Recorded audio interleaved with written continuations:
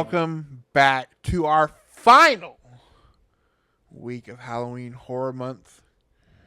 And this week, we say goodbye to Mr. Clive Barker with a hot take for all of you. My favorite Clive Barker adaptation. I mean, of everything, of Hellraiser, of Nightbreed, of Candyman. This is my favorite. It is 1995's Lord of Illusions. Uh,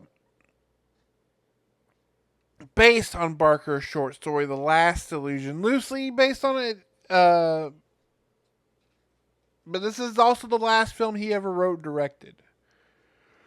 And once again, much like Hellraiser, much like Nightbreed, a lot of studio problems. We will actually be talking about the unrated director's cut, which adds 12 minutes back into the movie that cuts out, where the theatrical version cuts out a lot of more character stuff, which is important because this is such an interesting movie. That's why it's my favorite, because first and foremost, this is so much just a classic noir. With the private eye and the femme fatale, and there's illusionists and cults and murder and mayhem, and it's an absolute treat. It's also the screen debut. In fact, it only actually ended up being maybe the only screen adaptation of this probably Clive Barker's second biggest character behind Pinhead. That being Harry D'Amour. He's a private eye, kind of Clive Barker's Van Helsing in a way. He's been in several stories, several books, culminating in this year, kind of which what led to this month, is I finally got to read the Scarlet Gospels, which is the big face-off between Harry D'Amour and Pinhead, and a fight in the depths of hell. And so it's a really good book if you're into that. If you're into that lore, and there is only one winner in that story, but I will not give it away. But we do have Mr. Quantum Leap himself, Scott Bakula, in this movie, and I think he's a really great casting choice for this character. When growing up, it was just Sam Beckett to me. And then even nerder was when he became a Star Trek captain for a while.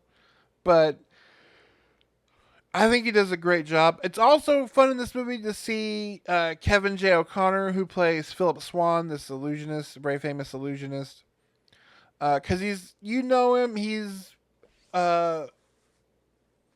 what's his name, Benny, from the Brendan Fraser The Mummy. Always like a weird, goofy side character, whether it's that or Deep Rising, Virtuosity. He's always just like a weird side character. In this, he kind of gets to be a little more of a main character, and then until he becomes just a weird side character. Daniel Van Bargen playing the titular villain of Nyx, who is this weird, insane magician cult leader who is utterly terrifying in this film. The cult that he runs are so weird and creepy. How normal and yet utterly horrifying they are. Not only that, but you get a pre-X-Men 1995 Famke Janssen, who is, let me just tell you, there was a reason that we rented the unrated cut. Because she is just a smoke show. As I'm dating myself as this weird old man. All right, well, to get into the nuts and bolts, Lord of Illusions, a private detective is hired to help protect a famous illusionist who is being hunted and tried to be killed by this cult. Finds himself in the middle of all this weird, dark messy supernatural stuff, a la characters like Constantine or Dylan Dog. There's another deep cut for you. Um, so the movie also has like a giant monkey in it. A death mask. I mean, it just even and most of the effects really hold up. What's really weird is this is a lot of CG. Like there's some great makeup effects, great visual, practical effects. There is some like really dated CG in it. But it has a to me it almost has a charm to it at this point, in 2025. That 90s CG. It to me it kind of has that warm feeling, kind of like what I'm assuming like people my parents' age felt about like Harryhausen movies with the stop motion and the claymation. It just has this weird little like oh charm to it.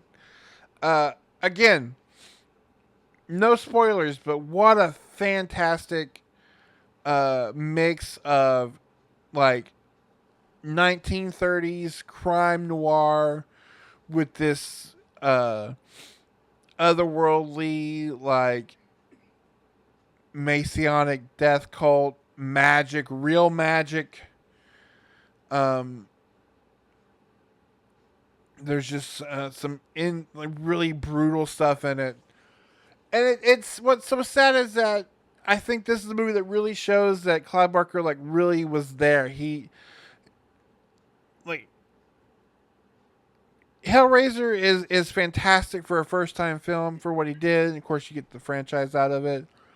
Nightbreed, you can see perhaps the ambition outweighing the means. To me, this is where he actually comes out with a legit great film. And unfortunately, because again, studio interference, this is it. This is his last bow.